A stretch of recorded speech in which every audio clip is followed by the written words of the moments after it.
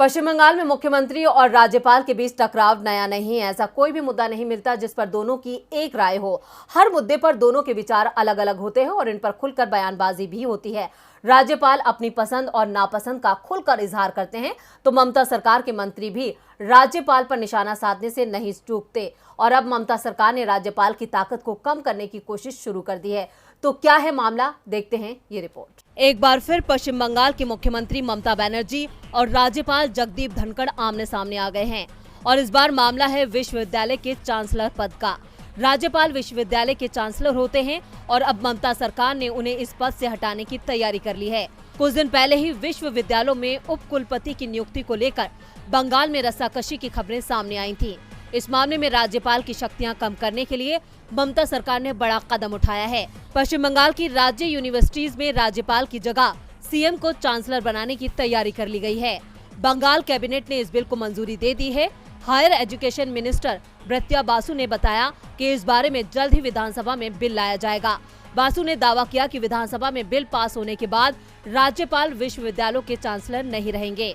दूसरी ओर बीजेपी ने ममता सरकार के इस फैसले का विरोध किया है और इसे मनमाना फैसला बताया है और पार्टी ने साफ कर दिया है कि इस बिल का वो विधानसभा में विरोध करेगी। वैसे पश्चिम बंगाल कोई पहला राज्य नहीं है जो इस तरह का विधेयक सदन में लाने की तैयारी कर रहा है। इससे पहले तमिलनाडु की स्टालिन सरकार भी इसी तरह का बिल विधानसभा में पास करा चुकी है, जिसमें राज्यपाल की जगह सीएम को विश्वविद्यालय का चांसलर बनाने का प्रस्ताव था। पीएम मोदी के गृह राज्य गुजरात में विश्वविद्यालय का चांसलर राज्यपाल की जगह मुख्यमंत्री होता है और टीएमसी का कहना है कि जब दूसरे राज्यों में सीएम के पास ये अधिकार हो सकते हैं तो बंगाल में क्यों नहीं।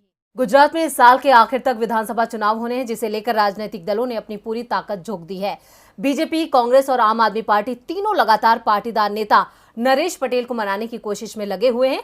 हालांकि अब तक नरेश पटेल का झुकाव कांग्रेस की ओर दिख रहा है, लेकिन अभी तक पूरी तरह से उन्होंने अपने पत्ते नहीं खोले हैं, जिसे लेकर सस्पेंस बढ़ता जा रहा है। गुजरात में विधानसभा चुनाव को लेकर सियासी हलचल तेज है।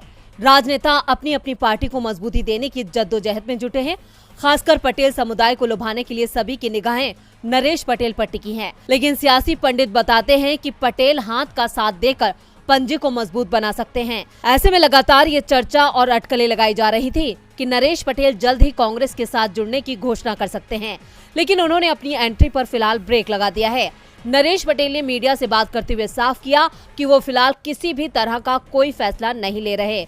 उनका जो भी फैसला है वो 31 मई तक जनता के सामने रखेंगे। दिलचस्प बात यह है कि 28 मई तारीख को प्रधानमंत्री नरेंद्र मोदी राजकोट के आटकोट में एक अस्पताल के उद्घाटन के लिए पहुंच रहे हैं। इस अस्पताल का निर्माण पाटीदार समाज की ओर से किया गया है। इनमें पाटीदार समाज के सभी बड़े नाम हैं जो बीजेपी में शामिल हैं। ये सभी नेता अस्पताल के उद्घाटन के दौरान मौजूद रहेंगे। वहीं बीजेपी के उपाध्यक्ष भारत बोधरा के जरिए नरेश पटेल को खास न्योता भी दिया गया है, लेकिन उनके करीबी सूत्रों का कहना है कि वो बीजेपी के कार्यक्रम में शामिल नहीं होंगे। वो 31 मई को ही कांग्रेस में शामिल होने की घोषणा करेंगे। इससे पार्टी को काफी मजबूती मिलेगी, क्योंकि नरेश पटेल अब तक पाटीदारों के किंग मेकर के तौर पर जाने जाते हैं। अगर वो हाथ का साथ देते हैं तो जाहिर तौर पर बीजेपी के माथे पर शिकन आनी तय है। आज मोदी सरकार के 8 साल पूरे हो गए हैं, लेकिन उससे पहले सोशल मीडिया पर पीएम मोदी को लेकर गो बैक के नारे गूंज उठे। पीएम मोदी आज हैदराबाद और तमिलनाडु के दौरे पर पहुंचे थे, जहां वो कई परियोजनाओं का उद्घाटन और शिलान्यास के लिए चेन्नई पहुंच गए। वहीं ट्विटर पर #GoBackModi को ट्रेंड कर रहा है।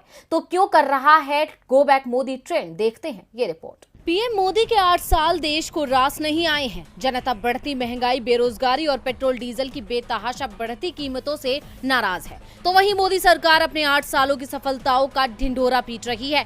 पीएम मोदी आज हैदराबाद और तमिलनाडु के दौरे पर हैं। तेलंगाना पहुंचे पीएम मोदी ने अपने 8 सालों के शासन को विकास का शासन बताया, तो वहीं कई दिनों से ट्विटर पर पीएम मोदी को लेकर लोगों की नाराजगी साफ नजर आ रही है। आज भी ट्विटर पर #GoBackModi ट्रेंड कर रहा है। ट्विटर पर लोग कई कारणों से पीएम मोदी को निशाने पर ले रहे हैं, जिसमें बीजेपी की विचारधारा, खाने पीने के दामों में लगातार हो रहे इजाफे, ईंधन की कीमतों में बढ़ोतरी, हिंदी भाषा विवाद और बड़े कारोबारियों का समर्थन करने के जैसे आरोप शामिल हैं। आपको बता दें कि प्रधानमंत्री मोदी के तमिलनाडु दौरे के खिलाफ सोशल मीडिया पर #GoBackModi ट्रेंड करने लगा। इतना ही नहीं, सोशल मीडिया पर प्रधानमंत्री के इस हैशटैग के दौरे के खिलाफ खिलाफ मीम्स वायरल हो रहे हैं। खबरों की माने तो तमिलनाडु के कुछ नेटिजन्स इस हैशटैग को ट्रेंड कर रहे हैं, मगर आपको बता दें कि ये पहली बार नहीं है जब hashtag go back Modi Twitter पर ट्रेंड कर रहा है। गौरतलब है कि मोदी जब भी तमिलनाडु के दौरे पर आते हैं तो ट्विटर पर ये हैशटैग ट्रेंड करता है। ये हैशटैग भारत में सबसे आगे चल रहा है